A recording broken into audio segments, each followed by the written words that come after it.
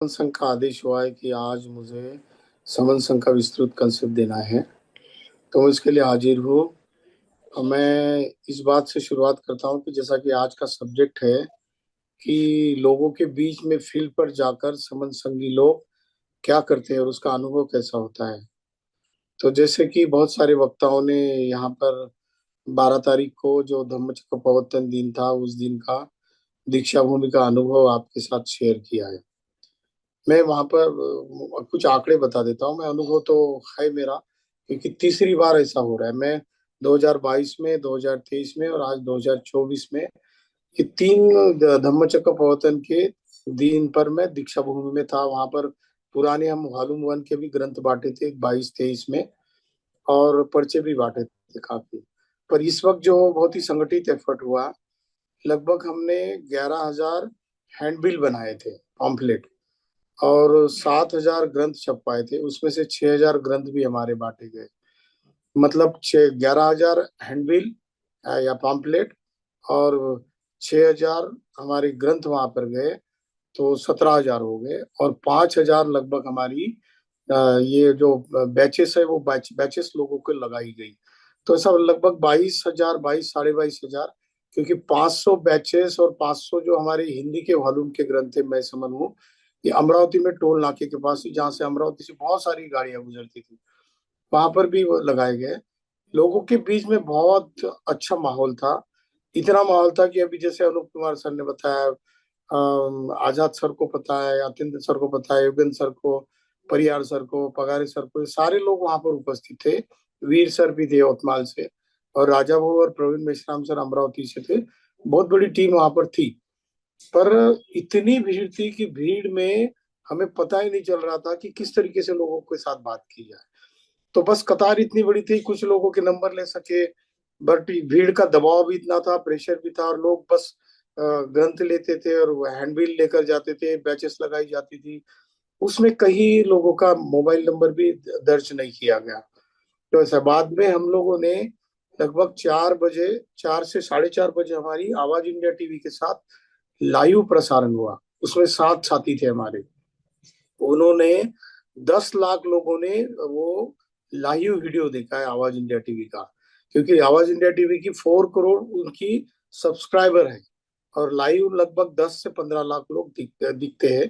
5-6 लाख आम दिन में देखते हैं, लेकिन दीक्षा भूमि के दिन कम से कम 10 लाख लोग उसको लाइव देखते हैं।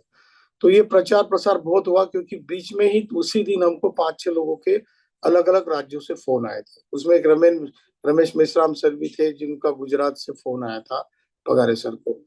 तो ये बहुत बड़ा एफर्ट है, क्योंकि हमने डिसाइड किया है कि 1000 डे वाला जो कैंपेन है, मैं समनू वाला, इसको हमको बरकरार करके रखना है, जारी रखना है, और इसका खूब मोटे तौर पर हमको प्रचार प्रसार करना है। यही एक तरीका है जिसके माध्यम से हम लोग ज्यादा से ज्यादा संख्या में लोगों को, समनों को, समनियों को जोड़ सकते हैं, जुड़ सकते हैं और जोड़ सकते हैं। तो मैं 2 साल पहले की बात बताता हूँ। अलीबाग में एक बुद्ध विहार समन्वय समिति का शिविर लगा था 3 दिन का। उसमें सुधीर राज सर भी थे, और एक दो साथी हमारे थे। तो उस दरमियान भी हमने इसका प्रचार किया था, लेकिन उस वक्त नेगेटिविटी इतनी थी कि बुद्ध विहार समन्वय समिति के एक हमारी धम्म भगिनी जो है, उन्होंने मुझे क्वेश्चन पूछा था कि क्या करेंगे जुड़ के और जोड़ के, जुड़ने और जोड़ने से क्या होता है।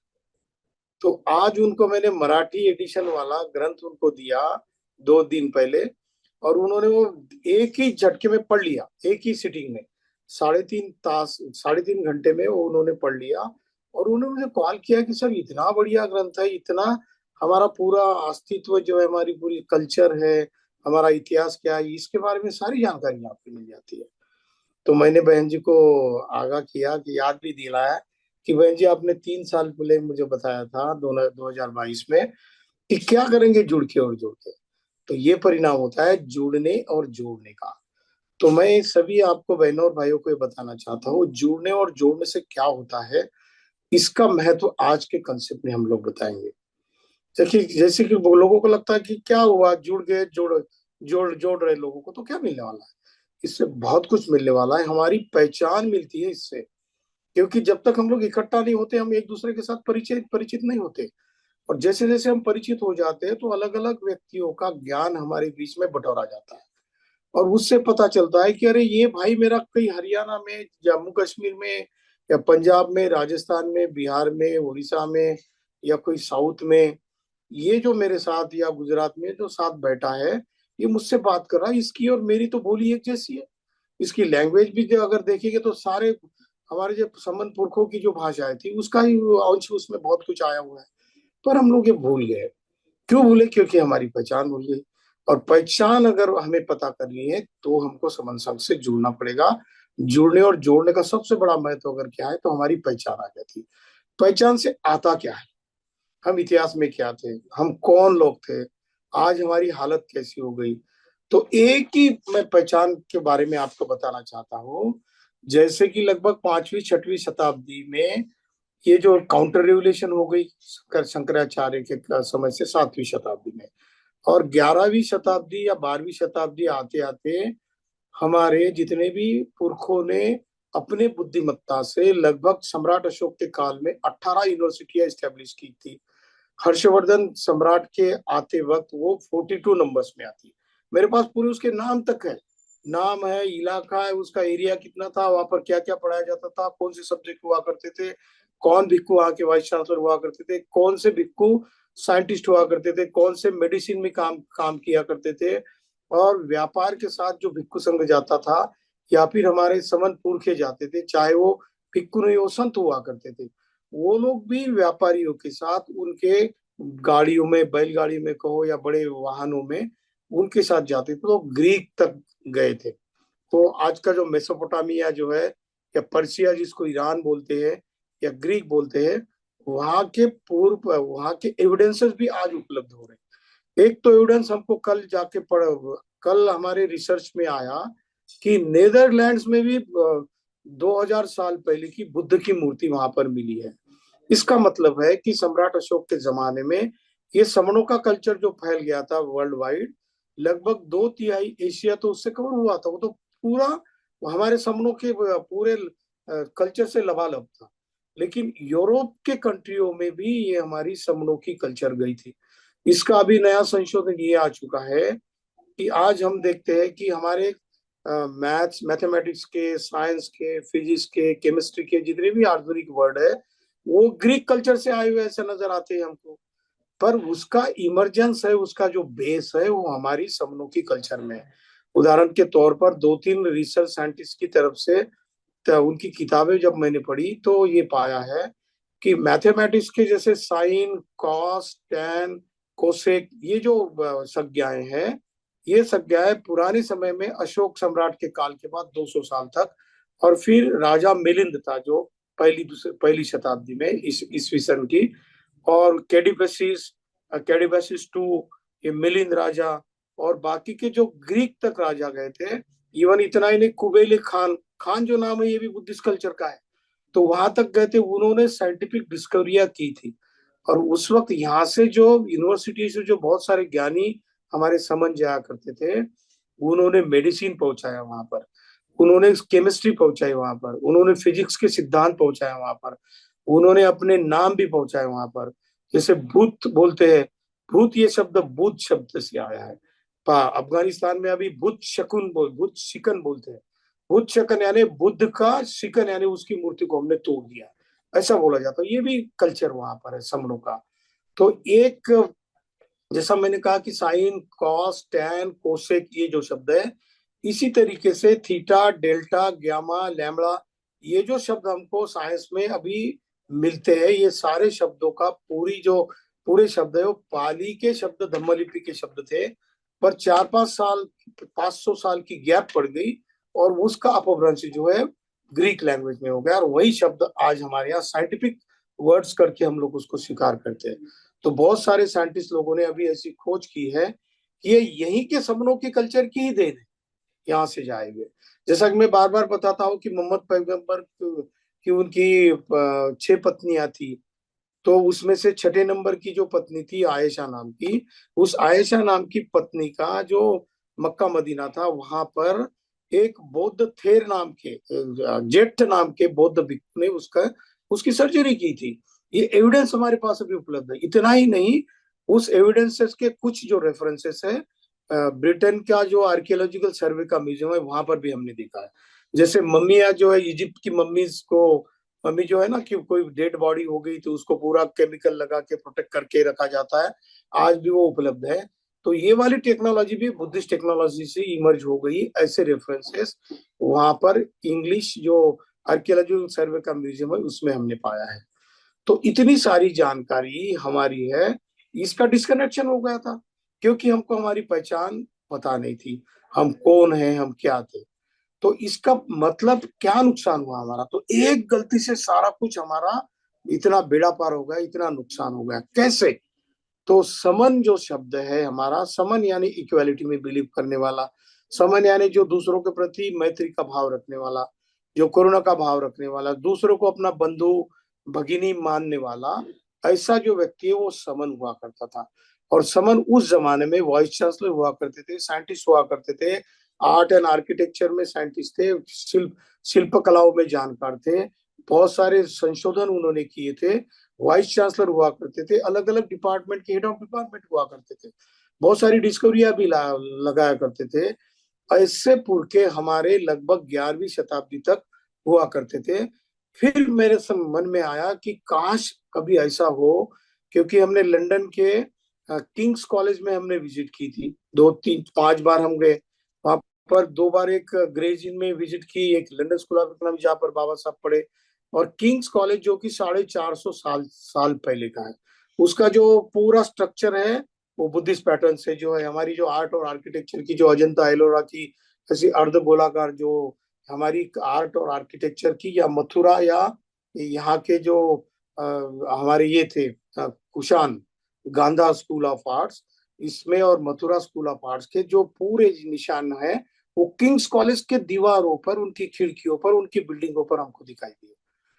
अभी हम ऑक्सफोर्ड की बात करते हैं, ऑक्सफोर्ड यूनिवर्सिटी लंदन में है, इंग्लैंड में है, हार्वर्ड यूनिवर्सिटी अमेरिका में है। हम सोचते हैं कि इनका जो निर्माण है, जैसे कोलंबिया यूनिवर्सिटी 250 साल पहले की है, ऑक्सफोर्ड यूनिवर्सिटी जो है वहां पर लगभग 500 550 साल की इस्टेब्लिश हो चुकी यूनिवर्सिटी है। और ये बाकी की यूनिवर्सिटियां 200 300 साल की यूरोप में है। आज वो क्यूएस रैंकिंग में पहले 10 नंबर 20 नंबर के अंदर में है। ये सोचो कि काश हमारी पहचान, जो समन की पहचान अगर वैसी कायम रह जाती, तो हमारी जितनी 42 यूनिवर्सिटियां सम्राट हर्षवर्धन के काल में थी, जैसे हम देखते हैं तक्षशिला है, नालंदा है, विक्रमशिला है, वल्लभी है, ओदंतपुरी है, जादूगुड़ा, ये सारी यूनिवर्सिटियां लगभग 11वीं से 12वीं शताब्दी तक खत्म कर दी गई। अगर हमारी यूनिवर्सिटियां वो ऐसी रहती तो कितना नॉलेज प्रोड्यूस करती। हमको आज यूरोप और अमेरिका में हम बच्चों को पढ़ाने को भेजते हैं। मुझे तो ऐसा लगता है कि ये डिस्कवरी अगर कंटिन्यू रहती तो आज हमको किसी यूरोप की तरफ जाने की कोई जरूरत नहीं पड़ती। दूसरी बात, इंडस्ट्रियल रेवोल्यूशन जो हुई वो 17वीं शताब्दी में हुई, और 18वीं और 19वीं शताब्दी में इंडस्ट्रियल रेवोल्यूशन का पार्ट 2 आया।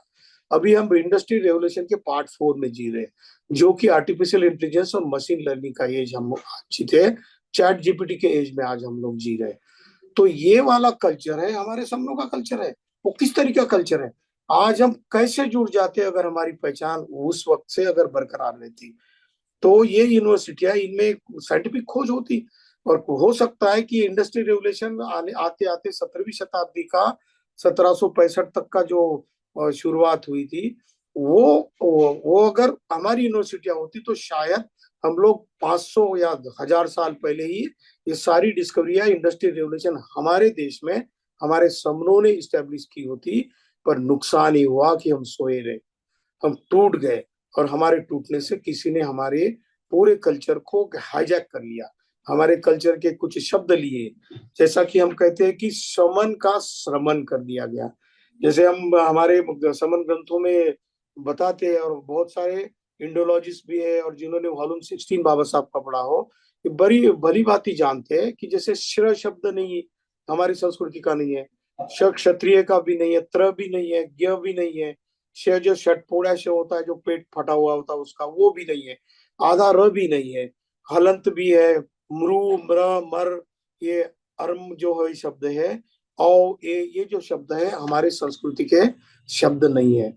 बट इस जब जैसे समन का श्रमण हो गया तो सारी बर्बादी हमारी ऐसे शुरू हो गई। क्योंकि जैसे हम श्रमण कहने लगे तो हमारी आइडेंटिटी क्या हो गई, हमारी पहचान क्या हो गई? मजदूरी करने वाले, लेबर लोग, मजदूर लोग, गुलाम लोग, फिर डिप्रेस, ऑप्रेस, सप्रेस लोग, ये पहचान होगी। बाद में हम उसको मूल निवासी कहेंगे और बहुजन भी कहेंगे। और फिर उसको कॉन्स्टिट्यूशनल वर्ड में शेड्यूल कास्ट और शेड्यूल ट्राइब का नाम आया। पर इन शब्दों में हमारी पहचान अभी तक नहीं आई, क्योंकि हम अलग अलग ग्रुपों में ही बटे रहे।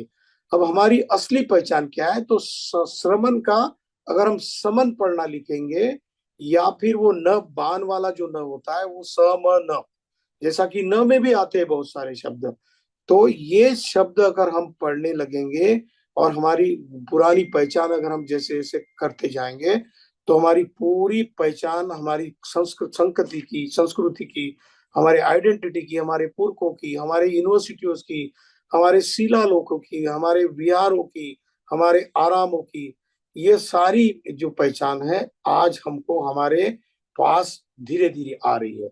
लेकिन इसका जड़ में अगर जाओगे तो एक ही कारण है कि हम समन से श्रमण बन गए। और श्रमण जैसे बन गए तो उन्होंने अपने सारे अच्छे अच्छे शब्द, अच्छी अच्छी डेफिनेशन, अच्छी अच्छी की हुई खोज अपने नाम पे लगा दी और उसको स्टैंप मार दिया और पेटेंट भी मांगने लग गए। और वो पेटेंट अभी तक बताए जा रहे हैं कि ये सारा जो हमारा है, हमारा पेटेंट है। लेकिन उसको अगर हम हमारे पुरखों के साथ आज भी कंपेयर करके देखते हैं, जैसे कि नई डिस्कवरी से, तो पता चलता है कि ये तो सारी विरासत सबनों की अपनी विरासत है। इसीलिए पहचान बहुत जरूरी है। और अगर हमारी पहचान हमें जाननी है तो उसके लिए हमको इकट्ठा आना पड़ेगा। इकट्ठा आने के अलावा हमारे पास कोई चारा नहीं है, क्योंकि अकेला व्यक्ति या वन सिंगल स्टार कोई कुछ नहीं कर सकता। बाबा साहब का कोटेशन भी मैं पढ़ रहा हूँ। बाबा साहब ने खुद लिखा है कि इस दुनिया में अगर कोई अकेला व्यक्ति ऐसा कहता हो कि मैं अकेले के दम पे सारी क्रांति स्टैब्लिश करूंगा, सारी क्रांति को पार करूंगा और सारा परिवर्तन मैं अकेला करूंगा, तो उसके जैसा झूठा कोई व्यक्ति नहीं है। ये बाबा साहब का कोटेशन है। इसका मतलब हमारे जितने भी पुरखे हैं, जैसे कि तथागत बुद्ध से पहले जो शाक्य संघ के अनुयायी थे, कोलीय संघ के थे, वज्जियों के संघ के थे, इनके भी संघ हुआ करते थे। भले ही उनके रूल अलग अलग रहते होंगे या फिर एक जैसे रहते होंगे, वो जीवन जीते होंगे, पर एक हमारा महान पुरखा जो सिद्धत गौतम जिसको बोला गया, तो उन्होंने उसका जीवन ही सिद्ध करने के लिए आया, इसीलिए सिद्धत नाम पड़ा गया उनका। उन्होंने अपने जीवन को सिद्ध करके बताया। उनके हजारों नाम पड़े हैं। बाद में इन्हीं नामों को बरगला कर अपने नामों पर ठोप ठोप कर आज अपने ईश्वर के, अल्लाह देवों के नाम या गॉड के नाम हमको बता रहे हैं। पर जब हम पहचान बनाए रखेंगे तो हमें पता चल जाएगा कि सारा ट्रेजर जो है, सारा खजाना इतिहास में वो हमारा है, समणों का है। लेकिन हमारी पहचान ही नहीं है। जब तक हमारी पहचान नहीं है तब तक हमारी कल्चर स्टैब्लिश नहीं हो सकती। ये हमारे अनेकों समन संगियों ने कहा, जैसा संत रविदास की गा हम श्लोकों को, गाथाओं को या उनके दोहों को अगर जब हम पढ़ते हैं तो उसमें भी यही बात आती है। संत कबीर को भी हम पढ़ते हैं तो उसी में भी यही बात आती है। जितने भी हमारे समन, जितने संत हो गए, तो उनके शिक्षाओं में भी हम यही बात पाते हैं। क्योंकि हम देखते हैं कि जैसे संत कबीर और संत रविदास 13वीं 14वीं शताब्दी तक हुए, तब तक ये हमारी समनों की कल्चर आखिरी पड़ाव पर थी। उस वक्त का उन्होंने जो बचा के रखा था वो ज्ञान हमको, वही हमारे पुरखों के समनों का कल्चर का ज्ञान दिया है। पर बाद में जाके जैसे कि 12वीं शताब्दी से लेके तो 17वीं 18वीं शताब्दी तक को पूरे दुनिया के इतिहास को डार्क एज कहा जाता है, अंधकार युग कहा जाता है। और इसी अंधकार युग में ना तो कोई डिस्कवरियां हुई, ना इसमें किसी ने इनोवेशंस किए, ना इसमें कोई ऐसा महत्वाकांक्षी और ऐसा बहुत शक्तिशाली राजा यहाँ पर पैदा हुआ किसी भी दुनिया के पार्ट में। ये जो डिक्लाइन पीरियड कहा जाता है, क्योंकि इसमें कोई डिस्कवरी आज नहीं हुई। लेकिन जैसे 17वीं 18वीं शताब्दी में इंडस्ट्रियल रेवोल्यूशन हो गई, और उसमें से जो हमारी पुरानी समनों की जो कल्चर थी, उसी कल्चर के कुछ हिस्से लेकर यूरोप, अमेरिका और विश्व के जो आज प्रगत देश हम जिसको कहते हैं, वो तो सिर्फ अर्थव्यवस्था से प्रगत है, लेकिन सभ्यता से वो प्रगत नहीं। क्योंकि उनकी सभ्यता है किसी की ली हुई सभ्यता है। असली सभ्यता जो हमारी सभ्यता है, असली कल्चर जो है हमारा समनों का कल्चर है। बट हम भूल गए, हमें पता ही नहीं कि हम समन थे, हमारा कल्चर क्या था। आज हमें एक बहुत बड़ी कड़ी मिल गई है। इस कड़ी को अगर कड़ी से मिला देते हैं तो मिले जो कड़ी कड़ी एक जंजीर बने, ये जो गाना है ये इसमें इसमें हम बता सकते हैं कि एक कड़ी यानी एक समन है, एक समणी है। इस समणी को क्या करना होगा, तो दूसरी कड़ी को जोड़ना पड़ेगा। जैसे जैसे हमारी हम एक एक कड़ियों को जोड़ते जाएंगे तो समनों का कल्चर इस्टेब्लिश होते होते हमारी पहचान, अंतिम पहचान जो है हमें मिल जाएगी, वो हमारी समन की पहचान है। और समन की पहचान जैसे जैसे हो जाएगी तो हमें अपनी प्रगति करने के लिए कोई रोक नहीं सकता, क्योंकि जिनकी पहचान है उनकी संख्या भी ज्यादा होती है, और वो जैसा सोचते वैसा डिसाइड करते हैं, वैसा ही होता है। अगर आज सोचो कि हम लोग 85% प्रतिशत में है आज, हाँ कॉन्स्टिट्यूशनल वर्ड में हम SC ST और OBC के रूप में हम लोग है, पर आज हम लोग अगर इकट्ठा हो जाते, अगर हमारी पहचान हो जाती, जैसे कि आज शुरुआत हो गई, तो आज हमें किसी को मांगना नहीं पड़ता, हम देने वाले हो जाते। दूसरी एक बात बताता हूं मैं कि हमारे पुरखों की क्या कल्चर थी, तो मोस्ट साइंटिफिक कल्चर थी। आज मैं बताता हूँ, आज हम लोग आर्टिफिशियल इंटेलिजेंस, मशीन लर्निंग और चैट जीपीटी के एज में जी रहे हैं। इसका भी हमारे पुरखों से क्या रेफरेंस हमको मिलता है। जैसे हमारे महासमंत तथागत बुद्ध की एक गाथा है, ये वो तथागत बुद्ध त्रिपिटक में एक सूत्र में कहते हैं कि सब्बे पैयाली तो लोको सब्बो लोको पकंपितो, विश्व में दूसरा तीसरा कुछ नहीं, ऊर्जा का प्रज्वलन और कंपन है। इसी के ऊपर आधारित आधुनिक विज्ञान का, फिजिक्स का जो थर्मोडायनामिक्स का जो रूल है, energy neither created not destroyed, it can transform from one form to another. जो ऊर्जा है ना तो निर्माण होती है ना ही नष्ट होती है, एक फॉर्मेट से दूसरे फॉर्मेट में वो बदलती है। इसका उदाहरण भी दिया गया है साइंस में। जैसे कि हमारे घर में फ्रिज है, उस फ्रिज में बर्फ के क्यूब होते हैं। वो क्यूब को अगर हम एक बर्तन में रख देते हैं और वो बर्तन अगर गैस की शेगड़ी पे उसको जला देते हैं तो बर्तन को हीट पहुंचाती है, क्योंकि गैस की जो एनर्जी जो है, ऊर्जा है, वो ऊर्जा बर्तन को गर्म कर देती है। और जैसे बर्तन में से जो ऊर्जा है जो बर्फ तक चली जाती है तो बर्फ को पिघला देती है। बर्फ पिघलने के बाद हम थोड़ी 5-10 मिनट अगर रुक जाते हैं तो पानी गर्म होता है, जैसे उंगली डाले तो हमारी उंगली जल जाती है। फिर और 15-20 मिनट, आधा घंटा अगर हम उसको फिर से उबलने देते हैं तो देखते हैं कि वो जो एनर्जी का ट्रांसफॉर्मेशन है उसकी भाप हो जाती है, और भाप के रूप में वो ऊपर हवा में मिल जाती है। और उसी भाप को अगर कोई साइंटिस्ट लैब में पकड़ लेता है तो फिर उसका बर्फ बन जाता है। इसका मतलब ऊर्जा है ना तो निर्माण होती है ना ही नष्ट होती है, वो ट्रांसफॉर्म होती है। बुद्ध ने यही कहा है कि हमारे बीच में जो संवेदना है, संवेदना का स्वरूप भी ऐसा है, क्योंकि बुद्ध ने, तथागत बुद्ध हमारे और सबनों ने जो मन को शिक्षित करने की जो विधि खोजी थी, जो निसर्ग की शिक्षा थी, उसको अपनी शरीर पर होने वाली संवेदनाओं को देखने की शिक्षा कही। जैसे कि हम आनापाना मेडिटेशन करते हैं, आना यानी आने वाला और पाना यानी जाने वाला, सती यानी जागृति में रहते हुए जो सांस को हम देखते हैं, जो रिस्पिरेशन को, हवाओं को देखते हैं, नाक से आनी हुई आई हुई जो हवा होती है, उसको कॉन्सेंट्रेशन मेडिटेशन कहते हैं, कि जो एकाग्रता का ध्यान है। जैसे भी कोई भिक्खु, भिक्खुनी, श्रामणे, श्रामणेरी या उपासक कहीं शिविर में बैठता है, वो आनापाना करता है पहले 3-3.5 दिन तक। वो देखता है कि मेरे शरीर में जब मैं एकाग्र करने को जा रहा हूँ, मन को कॉन्सेंट्रेशन मेडिटेशन में जा रहा हूँ, आनापाना मेडिटेशन कर रहा हूँ, तो मेरा शरीर उसको नकार देता है, क्योंकि मेरी जो पैर दुखने लगते हैं, पैर के एड़ियां दुखने लगती है, शरीर में दुखने लगता है, सर में कुछ तो भी ऐसी खुजली होती है या बहुत सारा दर्द होने लगता है। ये होता क्यों है? तो जब भी आपका मन कॉन्सेंट्रेट होता है तो तथागत बुद्ध जो हमारे महासमन है, उन्होंने कहा उस वक्त मार आपके ऊपर अटैक करता है, जो मारंग रुक्षम व दुर्बलंग, ऐसा बुद्ध कहते हैं कि इस मार्ग के वृक्ष को आपको दुर्बल करना है, इसको खत्म करना है। तो होगा कैसे? तो आप ऑब्जर्व कर रहे हो अपने माइंड को, अपने माइंड को आने वाले, जाने वाले और आने वाले सांस की तरफ आप देख रहे हो एकाग्रता से। मेरे नोज से या नाक से अंदर हवा जा रही है, वो शरीर में जाकर फैलती है। मैं देखता हूँ कि नाक की जो एंट्रेंस है वहां पर मैं कोशिश करता हूँ, तो जैसे 5 मिनट 10 मिनट के बाद मुझे पता चलता है कि यहाँ पर कुछ अलग सा महसूस होने लगता है। कुछ गर्म सी हवा बाहर निकलते हुए महसूस होती है, अंदर जाते हुए को ठंडी हवा महसूस होती है।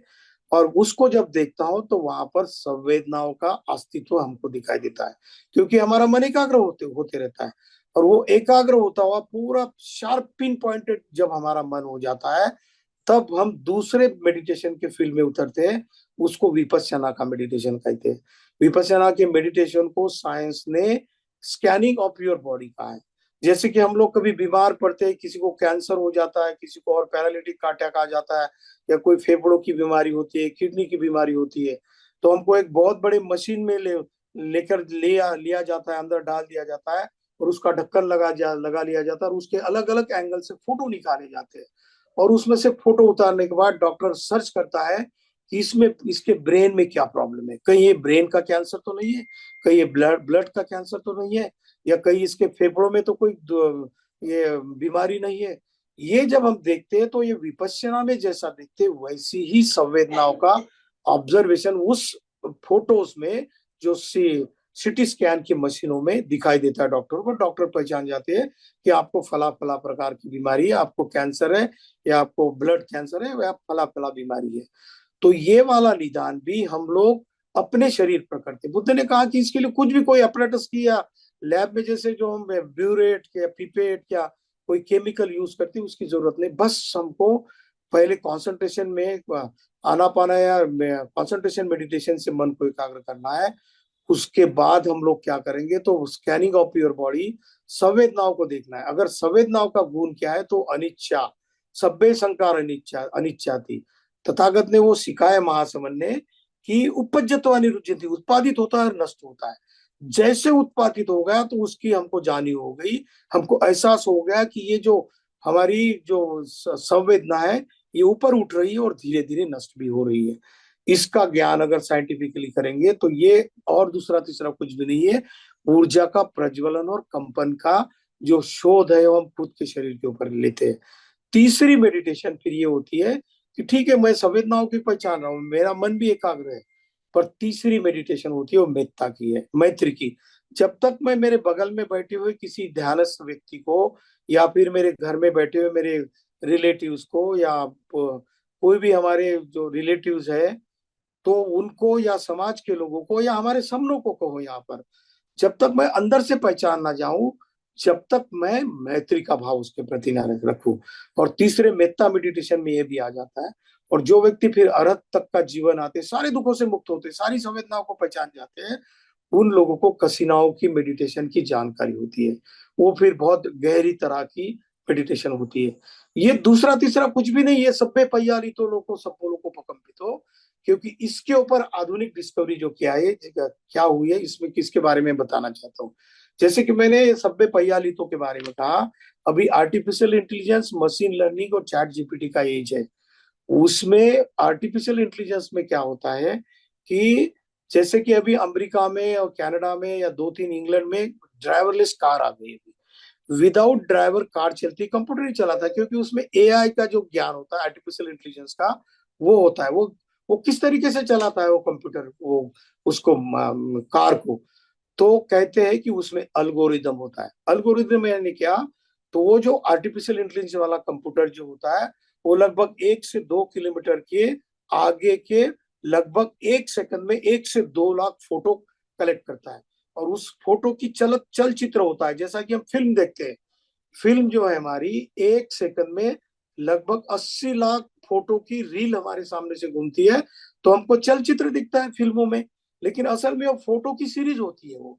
इसी तरीके से जो अल्गोरिदम का जो ज्ञान है, वो कंप्यूटर अपने बीच में समा लेता है, और उसको पता चलता है कि 1 किलोमीटर के अंदर जो ये जो रोड जा रहा है, उस रोड पे 5 सेंटीमीटर का या आधे फीट का खड्डा है, या फिर एक 10 10 सेंटीमीटर वाला या आधे फीट वाला कोई स्पीड ब्रेकर है।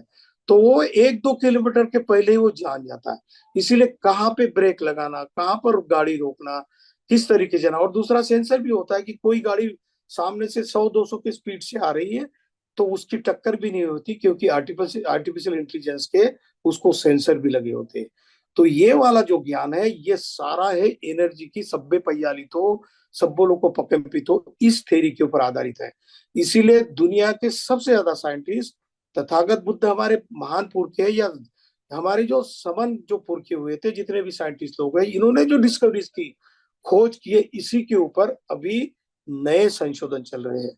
हो सकता है कि हमारी आने वाली पीढ़ी में जो तीसरी चौथी पांचवी में जो बच्चे, लड़के लड़कियां होंगी हमारी, हो सकता है 20-25 साल के बाद बताएंगे कि मम्मी ये जो अल्गोरिदम जो है इसी से ही हम लोग कब मरेंगे ये भी पता चल जाएगा। इसका मतलब हम लोग जो अरहत लोग हुआ करते थे अपनी मौत को भी जान जाते थे कि किस दिन मेरी मौत होने वाली है। ये कोई इसमें कोई अंधश्रद्धा नहीं है, लेकिन ये खुद के मन को अभ्यास करने से ये चीज प्राप्त होती है। जैसे महासमन तथागत को ये प्राप्त था कि वो दूसरों के मन को रीड करते थे, उसको माइंड रीडर कहा जाता था। इसीलिए तो दूसरी गाथा है ना, मनोपुब्बगम्मा धम्मा मनुसेट्टा वाली। तो ये सारी चीजें हैं, हम पहचानेंगे कब? तो इस घुमा फिरा के फिर हमको वही रास्ते पर आना पड़ता है कि क्या हम जुड़ने और जोड़ने को तैयार है। जो लोग आपके साथ बहस करते हैं उनको ग्रंथ थमा दो उनके हाथ में और कहो कि जैसे कि मैंने हर दिन आज मैं कम से कम 50, आज एक बुद्ध विहार में वर्षावास का जो समारोह का कार्यक्रम था उसमें मैं गया था, वही मैंने यही बात वहां पर की और समन संघ की बात मैंने उनको कही। और सारे ग्रंथ लगभग 50 ग्रंथ और 100 हैंडबिल मैंने वहां पर बांटे, जो कि दीक्षा भूमि में से कुछ बचे हुए हैं। हर दिन मैं 50-60 लोगों को ये देने का बांटने का काम करता हूँ। और वो मैं खासकर बताता हूँ कि कृपया करके किताब पढ़ना और उसके बाद मुझे फोन करना कि कैसा लगा। और ये जो किताब आप एक बार पढ़ोगे तो दूसरे किसी साथी को सर्कुलेट करना, उसको दे देना, क्योंकि ये तो फ्री में आपको मिल रही है। तो ये वाली चीज जैसे समन संघ के जब हम अर्थ को पढ़ेंगे, इसकी मेन जो थ्योरी है उस थ्योरी को पढ़ेंगे, तो हमारी कल्चर तो धीरे धीरे इस्टेब्लिश होती जाएंगी, क्योंकि हमारी पहचान बनती जाएंगी।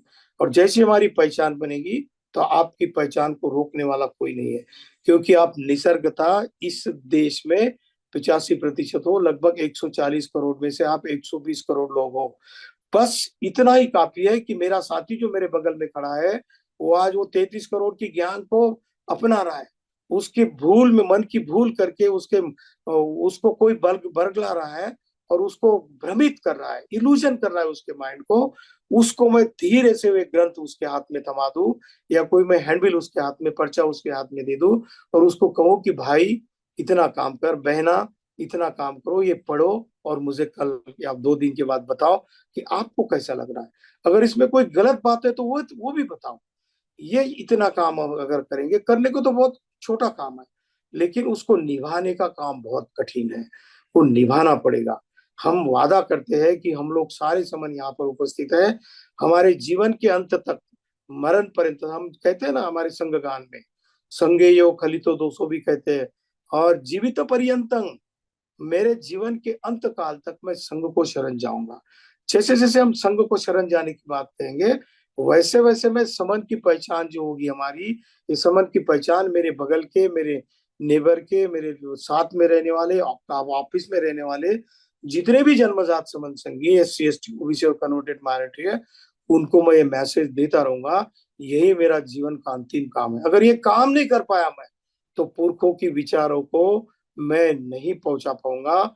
आने वाली पीढ़ियां हमको कहेंगे कि हमारी जो पहली वाली पीढ़ी है ये गद्दारों की पीढ़ियां पैदा हो गई शायद।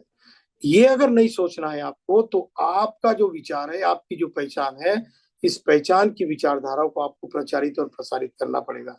जिस दिन आप ये प्रचारित प्रसारित करोगे तो आने वाले 5, 10, 15 साल में हम लोग अपनी खुद की पहचान इस्टेब्लिश करेंगे। और पहचान इस्टेब्लिश होने के बाद फिर हमको किसी को मांगने की जरूरत नहीं है। जैसे कि गवर्नमेंट ऑफ महाराष्ट्र ने आज वो ABCD वाला जो SC और ST का क्या, उसका एक जज को अपॉइंट किया गया और उसकी कल परसों से सर्वे भी शुरू हो जाएगा। ये सारी एंटी कॉन्स्टिट्यूशनल बातें हैं, पर हम क्या करते हैं, बस निवेदन देते हैं उनको। अभी वो आयोग आएगा, उस आयोग के सामने हम लोग अपनी पर्ची थमा देंगे, अपना एप्लीकेशन देंगे, उनको कहेंगे कि एंटी कॉन्स्टिट्यूशनल है क्योंकि SC ST तो ये होमोजेनियस बॉडी है, ये हेट्रोजेनियस मास नहीं है, जो कि हमारे महानपुर के बाबा साहब ने कॉन्स्टिट्यूशन असेंबली में कहा था। ये सारी कुछ बातें, पर हम उनको रिक्वेस्ट करेंगे। हम रिक्वेस्ट करने वाले ना बने, हम देने वाले बनेंगे। हम अपने सारे अधिकारों को अपने ही हाथों से इम्प्लीमेंट करने की बात अगर सोचेंगे तो ही हम लोग सब कुछ कर सकते हैं। बशर्ते कि हमको इसके लिए हमको अपनी समन की पहचान खोजनी पड़ेगी। हमारे भाइयों को सारा काम छोड़कर इस समन संघ की आइडियोलॉजी का, थ्योरी का प्रचार और प्रसार प्रसार करना पड़ेगा। अगर मेरी बातों से अगर किसी को कुछ आहत पहुंची हो, कुछ गलत लगा हो, तो समन संघ को मैं माफी मांगता हो। संगे यो खलितो दोषो संगो कम तु तम। संग मुझे माफ करे, संग मुझे माफ करे, संग मुझे माफ करे। मैं समन हूँ, हम सब समन है।